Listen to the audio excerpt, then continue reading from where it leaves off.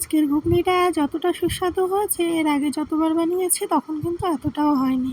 তো পরে বুঝলাম হয়তো আমি মশলা বা তার পরিমাণ এদিক ওদিক করে দিয়েছি, তো সে কারণেও হতে পারে। তো দেখো মটরটা আমি দুপুরে রান্নাবান্না হতে হতে সেই সুযোগে আর কি ভিজিয়ে রেখেছিলাম, আর এখন ঘুগনি বানাতে এসেছি আমি সন্ধ্যাবেলা। তো দেখলাম যে বেশ ভালোই ফুলেছে, 4 ঘন্টা মতো টাইম পেয়েছে, 4 সাড়ে 4 ঘন্টা মতো। আর আলু আমি ঘুগনি বানাতে না মানে ওই কাঁচা আলু ভেজে তারপরে দিই, কিন্তু ওই যে তোমরা দেখলে মানে তোমাদেরকে দেখালাম ওই যে লাল খোসাযুক্ত যে আলুগুলো, কি ওর নাম হয় আলাদা করে আমি ঠিক জানি না, আমার বর তো বলে ওটাকে লাল আলু বলে। তো যাই হোক, তোমরা যারা জানো তারা ভালোই বুঝবে যে ওই আলুগুলো না একটু বেশিই শক্ত প্রকারের হয়। তো ভাবলাম না ওই অনেক সময় ধরে কখন তেলে ভেজে তারপরে রান্না করব, তারপরে হয়তো বা গলতে গিয়ে একটু টাইম লাগবে, কারণ মটরগুলো তো এমনিও প্রেশার কুকারে বসিয়ে দিয়েছি। তো সেই সমস্ত ভাবনা চিন্তা করতে করতে আমি আলুগুলোও ছুলে একবারে মটরের মধ্যে দিয়ে দিয়েছি, আর জল আর লবণটা পরিমাণ মতো বুঝে দিয়েছি। আর মশলাটা মিক্সিতে জিরে গুঁড়ো, ধনিয়া গুঁড়ো, পেঁয়াজ, রসুন, টমেটো, লঙ্কা, আদা এগুলোই আর কি পরিমাণ মতো দিয়েছি, যেগুলো আমরা মাংস রান্নাতেও হয়তো দিই এই একই মশলা, তো সেইগুলোই আর কি। তো সব কিছু, আর টমেটো তো দিয়েছি, সেটা তোমরা দেখলে, দেখালাম আমি একটু আগে। তো ওটা ওদিকে পেস্ট করে নিয়েছি, আর এখন আমি তেলের পরে জিরে, শুকনো লঙ্কা, তেজপাতা ফোড়নে দিয়ে একটা পেঁয়াজের অর্ধেকটা আমি পেস্টের ভিতরে দিয়েছি, আর বাকি অর্ধেকটা কুচিয়ে কিন্তু এই যে তেলে ভেজে নিয়েছি। তো গোল্ডেন ব্রাউন হয়ে এলে তারপর কিন্তু আমি ওই বাটা মশলাটা দিয়েছি, পেস্ট মশলাটা আর কি। আর এদিকে দেখো ওদিকে মটরটা সেদ্ধ হয়ে গেছে বলে ওটা আর কি আমি সাজিতে জল ঝরিয়ে রেখেছি।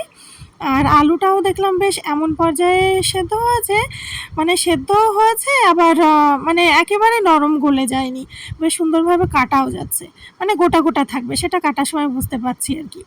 আর দেখো এত গরম আমি ধরতেও পাচ্ছি না, মানে ধোঁয়া উঠছে। কি করব, না হলে এদিকে মশলাও অনেক রেডি হয়ে গেছে, তো লো আঁচে রেখে আর কি তার মধ্যে দিয়ে আলুগুলো টুকরো টুকরো কেটে নিলাম। তো যেহেতু সিদ্ধ করেই নিয়েছি, আর আমি একটু সন্ধ্যাবেলায় খাওয়া হবে বলে সেই সময় এসেছি বানাতে, যাতে ঝটপট ঠিক টাইমের মধ্যে বানিয়ে মানে খেয়ে নিতে পারি, নাহলে তো আবার রাতে খাবার দাবারও খেতে হবে।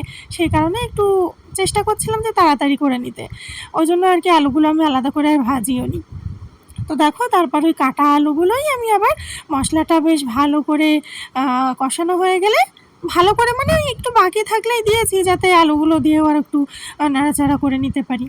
তো তারপরে আলুগুলো দিয়ে আর কি মশলার সাথে সুন্দর করে আর একটু কষিয়ে নিয়েছি। আর হলুদ আমি এরকম শেষেই দিই সব রান্নাতেই, কারণ ননস্টিকে রান্না করি বা যে কড়াইতেই করি না কেন, অনেক সময় কী হয় হলুদ কিন্তু কড়াইতে লেগে আসে। হলুদ, আদা এগুলো বেশি ভাজা হয়ে গেলে জানো তো তেতো হয়ে যায়। যে রান্নায় তুমি করো না কেন, হলুদ আদা বেশি পুড়ে গেলে যদি তেতো হয়ে যায় তা স্বাদটাই আর ভালো থাকে না, বিস্বাদ হয়ে যায় যেন। এটা আমার পার্সোনাল মতামত। তো তোমরা কেমন কি জানো বা কীভাবে কী করো আমি জানি না, আমি প্রত্যেকটা রান্নাতে হলুদ ওরকম মানে সবজিতে জল ঢালার 5 মিনিট মতো আগে দিই। তো তারপরে দেখো সব কিছু হয়ে এলে আমি ওই সেদ্ধ যে জলটা ওটাই দিয়ে নিয়েছি, আর ঢাকা চাপা দিয়ে বেশ ফুটিয়ে নিয়েছি। দুটোই তো সেদ্ধ আছে, আলু মটর, বেশি সময়ও লাগবে না। আমার মনে হয় এইভাবে করলেই আরও বরং বেশি তাড়াতাড়ি ঝটপট হয়ে যায়। আর এখন শেষে একটু গরম মশলা গুঁড়ো দিয়ে এখন নামিয়ে নিচ্ছি, আর গরম গরম বাটিতে সার্ভ করে নেবো। সত্যি বলতে ওই যে বললাম না প্রথমেই, খুবই ভালো হয়েছে। হয়তো ওই যে বললাম না একটু আমি চেঞ্জ করে করে করি সব ধরনের রান্না, যে মানে কোনবার কেমন স্বাদ হয় এটা বোঝার জন্য।